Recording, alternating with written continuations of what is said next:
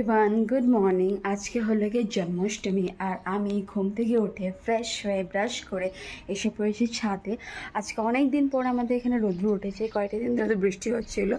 আজকে maybe Janmashtami special বলে হয়তো রোদ্র উঠলো, মেবি।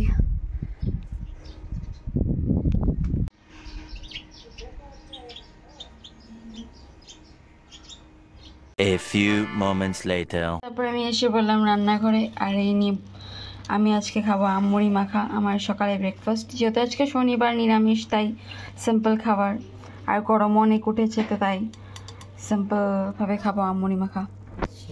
2 hours later. তো মুড়ি দই খাওয়ার পর আমার আবার খিদা পেয়ে গেছিলো, তো আমি গেছিলাম বাইরে। আমি বাইরে গিয়ে আমার জন্য একটু খই নিয়ে আসলাম, একটু চিপস নিয়ে আসলাম। তো মুড়ি যেহেতু কম ছিল, তো খেয়ে আমার পোষায়নি, তো আমার খিদা পেয়ে গেছিলো। তো জাস্ট আমি বাইরে গেলাম, এসে পুরো ঘামিয়ে গেছি, পুরো একদম পুরো ঘাম পড়ছে, দেখতেই পারছি।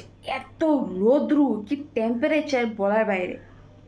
তো এই যে আমি নিয়ে এসেছি আমার জন্য চিপস, অনেকদিন ধরে খেতে ইচ্ছা করছিল, তো ফাইনালি আজকে কিনে নিলাম। আর এই যে নিয়েছি খই, আর এই যে দই ফ্রিজের থেকে বার করলাম। গরমের দিনে এগুলোই পেট ঠান্ডা খাবার, কি না বলো? এগুলোই খেয়ে পেট ঠান্ডা করবো সকালে ব্রেকফাস্ট। 3 hours later. তো হ্যালো গাইস, আমি স্নান করে ফ্রেশ হয়ে এসে পড়েছি ঠাকুর ঘরে। এই যে আমি বসে আছি আমার কৃষ্ণের সামনে। তো আজকে হলো গিয়ে জন্মাষ্টমী, তোমরা সবাই জানো।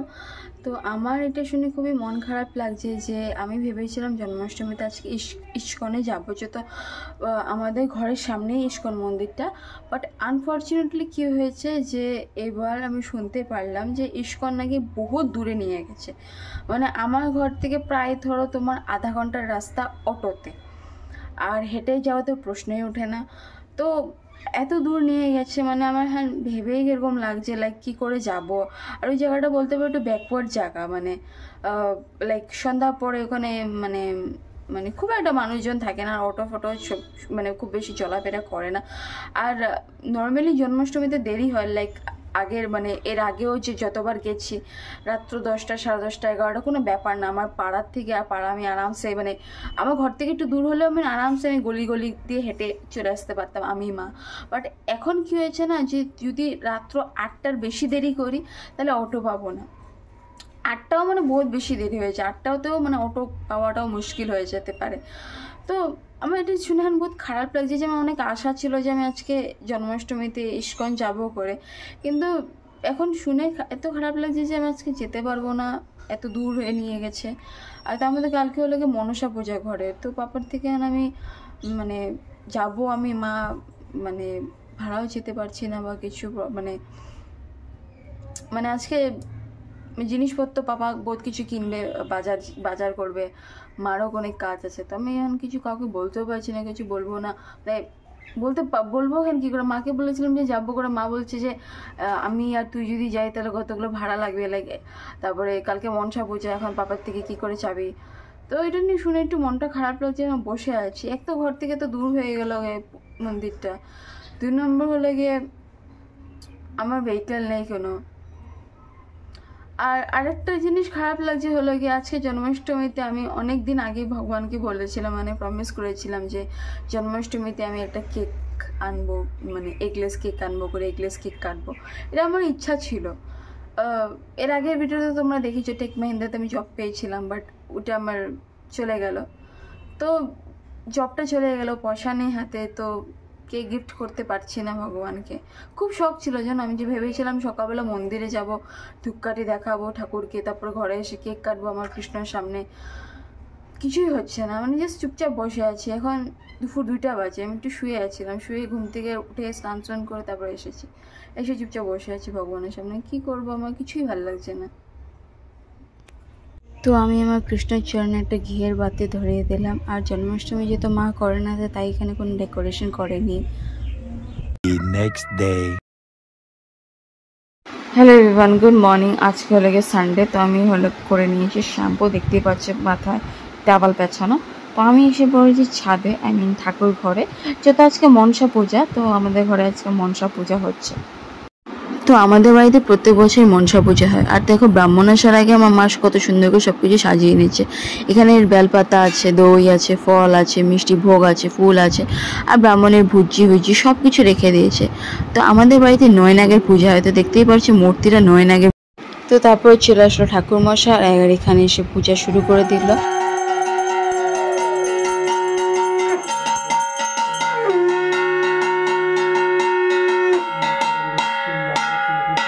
তো তারপর পূজা শেষ হওয়ার পর আমি নিয়ে নিলাম ফল প্রসাদ। তো ফল প্রসাদ এখানে দেখতে পাচ্ছি অনেক কম নিয়েছি, যেহেতু আমি খুব একটা ফল প্রসাদ খাই না। তো আমার ফেভারিট ফল যেগুলো ওগুলো আমি নিয়ে নিয়েছি, আর সাথে নিয়েছি সন্দেশ।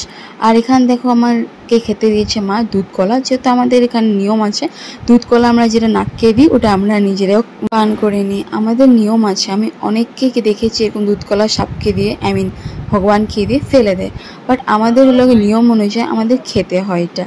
তো তাই আমি এখানে খেয়ে নিচ্ছি দুধ কলা মাখা।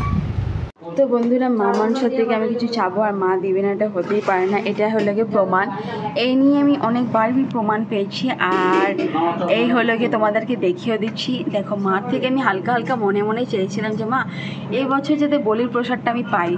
তো মা প্রত্যেক বছরই আমার কথা শুনে, আর এই দেখো সারপ্রাইজিংলি আমি বলির প্রসাদ পেয়েও গেছি। এই দেখো পাঠা বলির প্রসাদ। কম পেয়েছি না, ওনার প্রত্যেক বছরে এরকমই দেয়, মানে একটা আঙ্কেল দিয়ে যায় আমাদেরকে। তো যাই হোক, যতটুকু দিয়েছে আর প্রসাদ হিসাবে খেয়ে নেব। বসে পড়েছে, এই যেখানে রসুন, আলু, পেঁয়াজ কাটছে মাংসের জন্য। Many hours later. তো তারপরে ফাইনালি আমি সো এক্সাইটেড যে আমি বেরোচ্ছি ঘুরতে, মনসা পূজা দেখতে। আজকে হলো গিয়ে একটু মনটা আমার খারাপ হয়ে গেছিলো, যেহেতু আমার ফ্রেন্ড যার সাথে আমি প্রত্যেক বছর যাই ঘুরতে, তো সে আমাকে বলছিল যে আজকে যাবে না করে, ওর হলো গিয়ে কিছু কাজ ছিল, ওর কাকুর বাড়িতে যেতে হবে বলে বলেছিল। তো বলেছিল ঠিক নেই, তো আমি অলমোস্ট নাই করে দিয়েছিলাম। এখন ফট করে ফোন করে বললো যে রেডি হ, চল বেরোয়। তো তারপরে আমি অনেক খুশি হয়ে রেডি হয়ে ফাইনালি বেরোয় পড়লাম ঠাকুর দেখতে।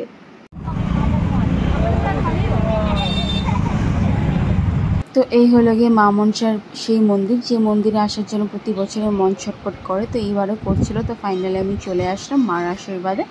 তো এখানে হলো গিয়ে বাইরের ডেকোরেশনগুলো দেখাতে দেখাতে আস্তে আস্তে ভিতরেও ঢুকছি। তো ভিতরে অনেক ভিড় আছে, তো আস্তে আস্তে ঢুকছি আর প্যান্ডেল ডেকোরেশনগুলো তোমাদেরকে দেখাচ্ছি। তো দেখো প্যান্ডেল।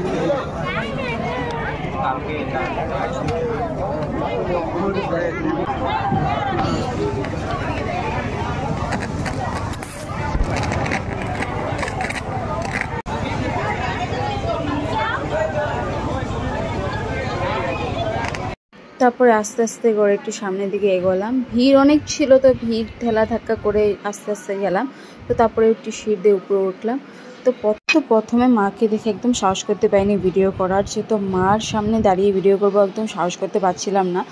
তো তারপর সেকেন্ড অ্যাটেম্প করলাম, যাই ফাইনালি মার একটা ভিডিও নিয়ে নিলাম আমি এখানে। তো তারপরে ওখানে ঠাকুর দেখে বেরিয়ে পড়লাম। আর এখানে দেখো আর একটা জায়গায় পূজা হয়েছে, তো এখানে আমি একটু ভিডিও করতে দাঁড়িয়ে পড়লাম।